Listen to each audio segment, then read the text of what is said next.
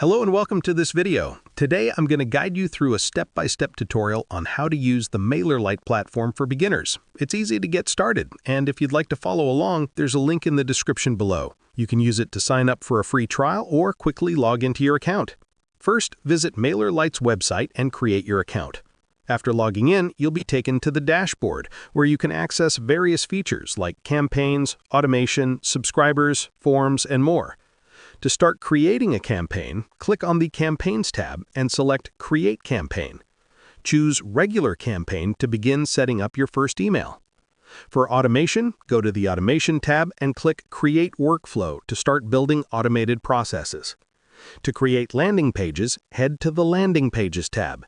Click Create Landing Page and select a template. Customize it to match your brand and then publish it. And finally, if you'd like to connect MailerLite with other tools, go to the Integration section.